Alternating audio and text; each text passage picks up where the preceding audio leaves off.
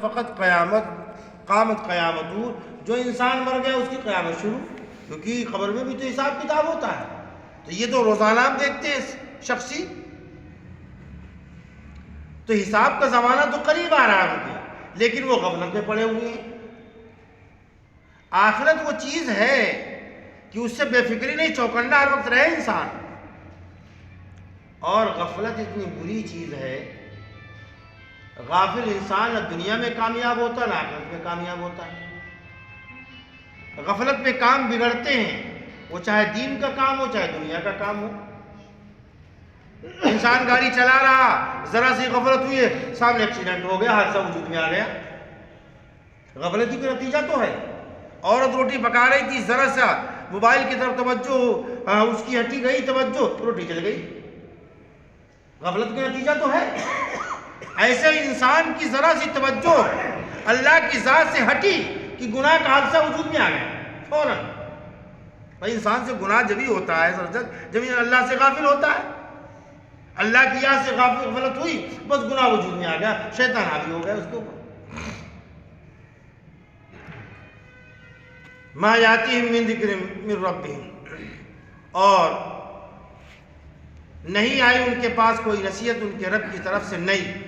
یعنی کفار مکہ کا یہ حال ہے کہ ان کے پاس جب قرآن مقدس کی کوئی نئی آیت آتی ہے، اترتی ہے، اور جب ان کو ان کے سامنے پڑھی جاتی ہے تو اس انداز سے اس کو سنتے وہ یلعبون، کہ وہ کھیل میں ہوتے ہیں.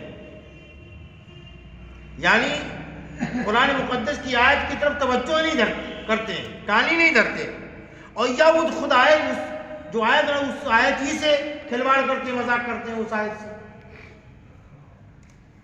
اور فرمایا لاہیۃ قلوبہم، ان کے دل تو کھیل میں ہیں.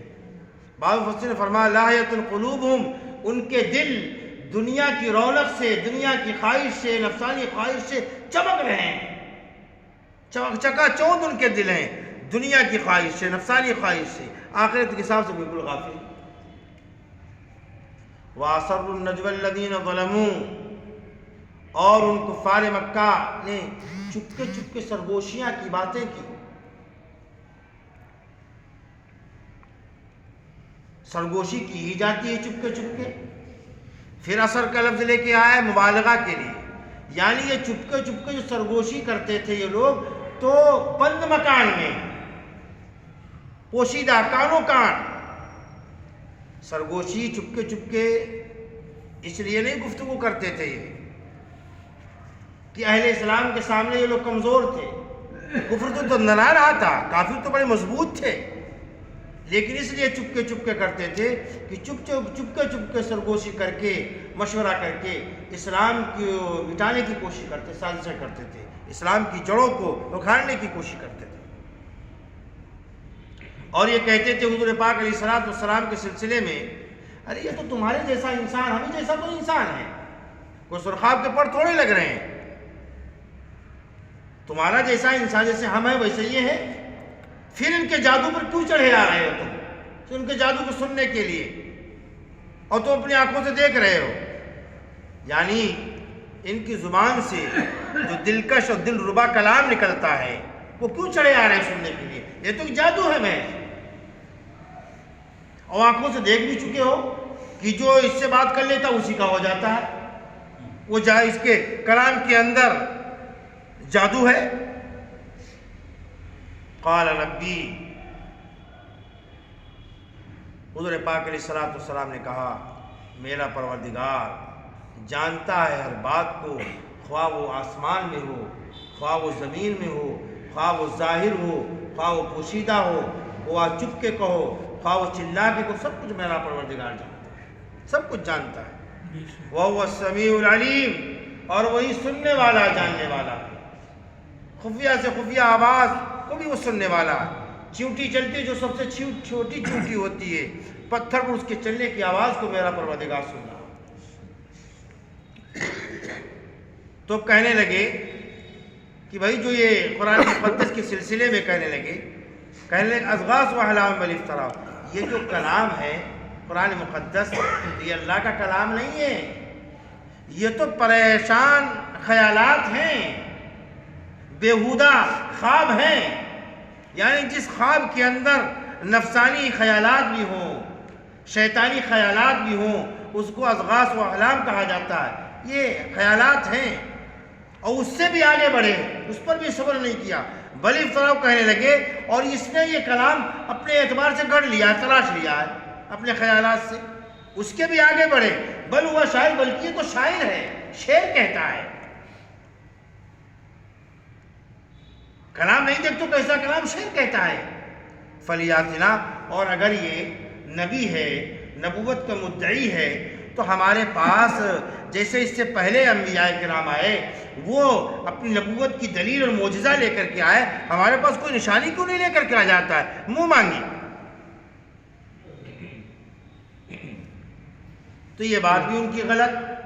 اس سے پہلے جتنے بھی انبیاء آئے، ان کی قوموں نے اپنے نبی سے منہ مانگا معجزہ طلب کیا، اور جب ان قوموں کو ان کے منہ کا مانگا ہوا معجزہ کی اہمیت دیکھنا چاہتے ہیں، جب ان کو دکھا دیا گیا پھر بھی نہیں مانے، تو اللہ کا یہ ضابطہ ہے، اللہ کا یہ قانون ہے کہ منہ مانگا معجزہ دیکھنے کے بعد بھی اگر وہ ایمان نہیں لاتی تو دنیا کے اندر اس کے اوپر عذاب نازل کر کے دنیا کے اندر اس کو نیست و نابود ختم کر دیا جاتا ہے۔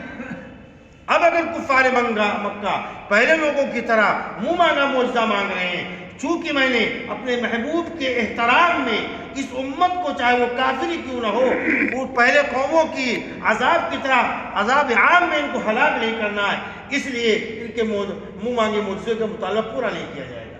اگر پورا کر دیں گے تو پچھلی قوموں کی طرح اس امت کو بھی تباہ برباد کر دیا جائے گا۔ اس امت کو تو آخری امت آخر تک باقی رکھنا ہے۔ دشمنان اسلام لاکھ کوشش کر لیں کہ اس کو مٹا دیں گے، اس کو مٹا دیں گے، جب میرے آقا نے کہہ دیا کہ یہ امت قیامت تک رہے گی تو کوئی دنیا کے اندر رہے نہ رہے لیکن امت محمدیہ ضرور رہے گی، وہ مٹ نہیں سکتی، مٹنے کے کہا یہ جب حضور نے فرما دیا، پورا آپ کے فرمان پتھر کی لکیر ہے، قیامت تک رہے گی۔ جن لوگوں نے مٹانے کی کوشش کی مٹ گئے، نام و نشان اس دنیا سے مٹ گیا، کوئی ان کی داستان نہیں جانتا، لوگ بھول گئے، لیکن یہ امت باقی رہے گی۔ فرمایا اللہ نے ما آمنت قبلہم، نہیں مانے اس کسی کو نہیں مانی کوئی بستی اس سے پہلے جس کو ہم نے ہلاک نہ کیا۔ افہم یؤمنون، کیا اب یہ مان جائیں گے؟ یہ تو بہانہ ہے کہ یہ تو ایک ہم جیسا انسان ہی ہے، فرشتہ ہونا چاہیے تھا۔ اللہ نے فرمایا وما ارسلنا قبلک الا، کہ ہم نے نہیں بھیجا پیغام آپ سے پہلے مگر آدمیوں کے ہاتھ، یعنی جتنے بھی دنیا کے اندر پیغمبر اور نبی آئے سب مرد، عورت کوئی نہیں، فرشتہ کوئی نہیں، سب کے پاس اللہ نے فرمایا کہ ہم ان کے پاس وہی بھیجا کرتے تھے۔ اور اگر تمہیں اس بات کا یقین نہیں ہے کہ اس سے پہلے بھی جتنے پیغمبر تھے وہ انسان نہیں تھے، فَاسْأَلُوا أَهْلَ الذِّكْرِ، تو یہود کہ علماء، تورات کے علماء، انجیل کے جاننے والے جو ہیں علماء، ان سے معلوم کر لو، جن کے وہ تمہارا بھروسہ ہے، اعتبار ہے۔ کوئی متواتر خبر کے لیے مسلمان ہونا بھی شرط نہیں ہے، باثقہ ہو خبر ہے تو ان سے معلوم کر لو کہ وہ کیسے تھے، انسان، پیغمبر تھے، وہ فرشتے تھے، کیا تھے، اگر تم نہیں جانتے ہو۔ اس آیت سے یہ بھی ثابت ہو، مفسرین نے فرمایا کہ جو شریعت کے احکامات نہیں جانتے ہیں تو ان کو علماء سے احکام شریعت معلوم کر کے ان کی باتوں پر عمل کرنا، ان کی تقلید کرنا واجب ہے۔